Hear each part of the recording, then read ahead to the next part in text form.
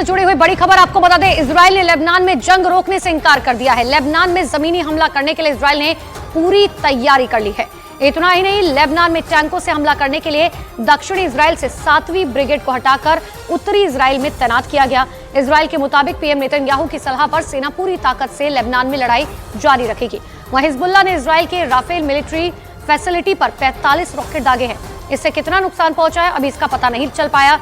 पलटवार में इजरायली सेना बेरूत में हवाई हमले कर रही है।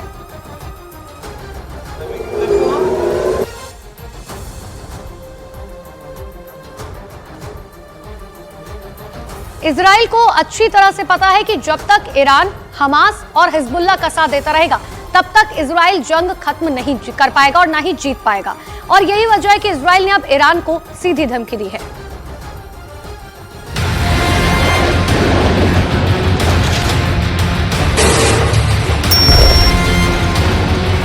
जंग में उतरा ईरान, जीतेगा तो हिजबुल्लाह ही।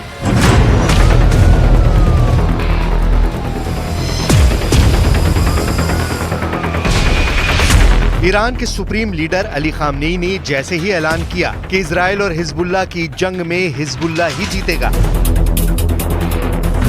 खामनेई के इस ऐलान के तुरंत बाद ही ईरान ने सुरंगों में छिपे अपने घातक फाइटर जेट, मिसाइलें, रॉकेट और ड्रोन को जंग में उतार दिया है। जरा देखिए हमास और हिजबुल्लाह पर हो रहे इजरायली हमलों का बदला लेने के लिए ईरान ने कितनी जबरदस्त तैयारी कर रखी है।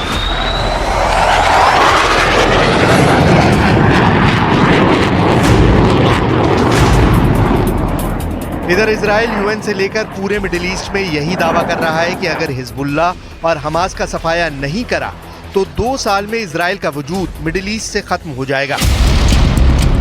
इजराइल के पीएम नेतन्याहू, रक्षा मंत्री योव गैलेंट और इजरायली सेना के चीफ ऑफ स्टाफ का कहना है ईरान ही वो मास्टरमाइंड है जिसके दम पर अभी तक हमास इजराइल पर हमला कर रहा है। ईरान ही वो इस्लामिक मुल्कों की ताकत है जिसके दम पर हिजबुल्लाह के लड़ाके अब इजराइल की राजधानी तेल अवीव तक मिसाइल हमले करने लगे हैं।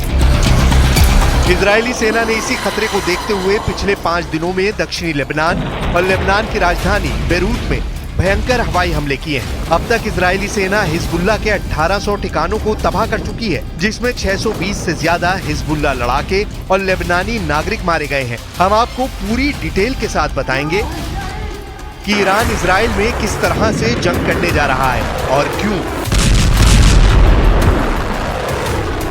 मिडिल ईस्ट के 16 मुस्लिम देशों से पंगा लेना इजराइल पर भारी साबित होने जा रहा है। लेकिन पहले ये जान लीजिए कि इजरायली सेना हिजबुल्लाह से अब तक किस तरह की जंग कर रही है।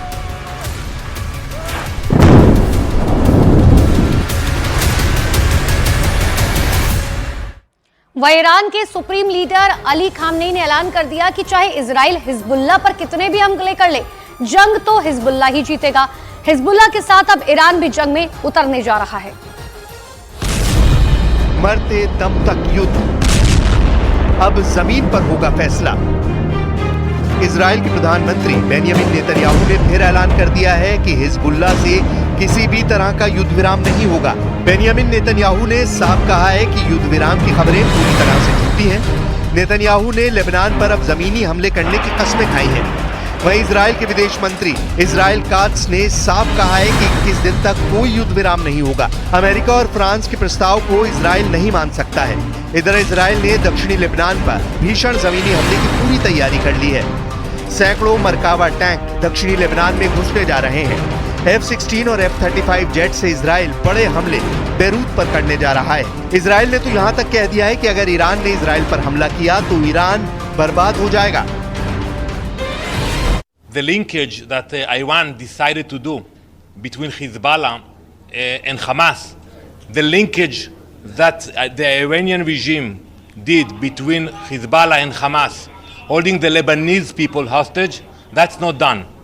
You don't start a war with Israel just because you want to show sympathy for the atrocities of Hamas. इधर ईरान के सुप्रीम लीडर अली खामनेई ने इजरायली हमलों पर भयंकर पलटवार का मन बना लिया है। ईरान ने गुप्त सुरंगों और बंकरों में भरे हजारों मिसाइलों, रॉकेट, ड्रोन को जंग में उतार दिया है। इजराइल को भी भनक लग चुकी है कि ईरान हिजबुल्लाह को बचाने के लिए इजराइल पर बड़ा हमला कर सकता है। ईरान के पास लंबी दूरी की बैलिस्टिक मिसाइलें भरी पड़ी हैं। कुछ दावों के मुताबिक 2 लाख से ज्यादा मिसाइलें ईरान के पास हैं, जबकि ईरान के ड्रोन के बारे में इजरायली सेना को भी अंदाजा नहीं है कि वो कितनी संख्या में है। ईरान की IRGC का साफ कहना है कि वो इजराइल पर ऐसा हमला कर सकता है जिसकी कल्पना इजराइल ने भी नहीं की होगी। بحول قوه الهی پیروزی نهایی در این نبرد متعلق به جبهه مقاومت و جبهه حزب الله خواهد بود. کسانی از عناصر مؤثر و ارزنده حزب الله رو به شهادت رسوندن، بلا شک خسارت بود برای حزب الله، اما این خسارتی نبود که حزب الله را از پا بیندازه. استحکام سازمانی و انسانی حزب الله بسیار بیشتر از این حرف است.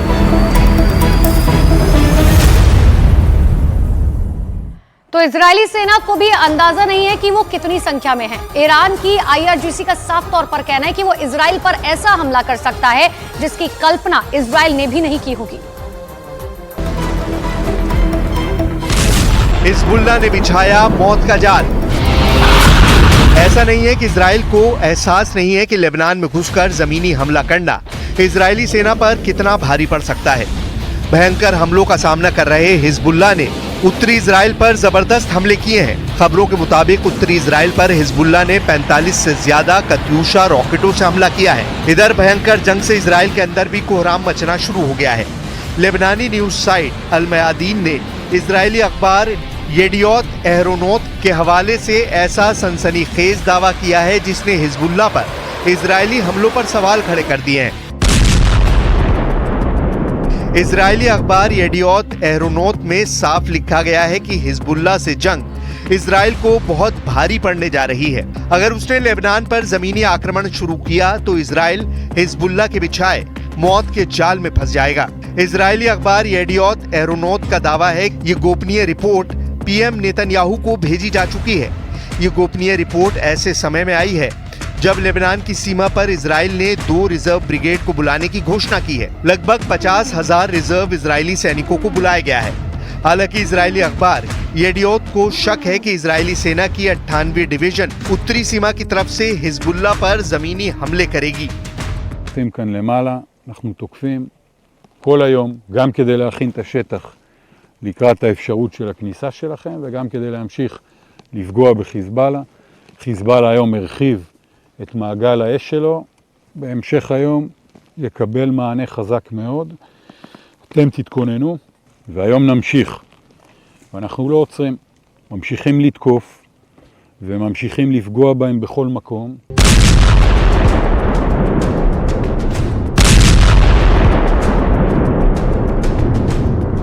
इजरायली सेना खुद मानती है कि हिजबुल्लाह के पास 45,000 लड़ाके हैं, जिनमें से 20,000 सक्रिय रहते हैं और 25,000 रिजर्व में हैं।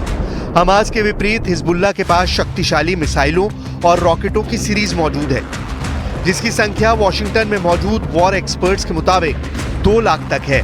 हिजबुल्लाह के 2 लाख मिसाइल और रॉकेट इजराइल के शक्तिशाली एयरफोर्स और मिसाइल रक्षा नेटवर्क को पूरी तरह से तबाह कर सकते हैं।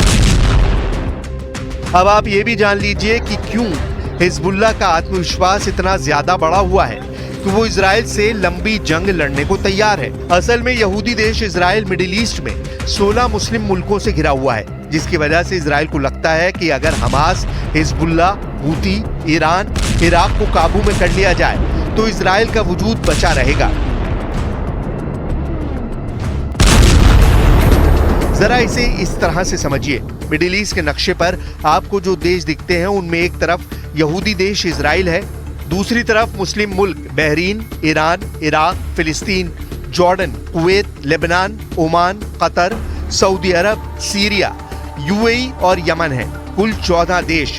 बाकी 2 और देशों तुर्की और लीबिया को भी मिडिल ईस्ट का ही हिस्सा माना जाता है। तो हो गए कुल 16 देश, और इन 16 देशों में से 15 देश तो मुस्लिम हैं, जबकि इकलौता यहूदी देश है इजराइल।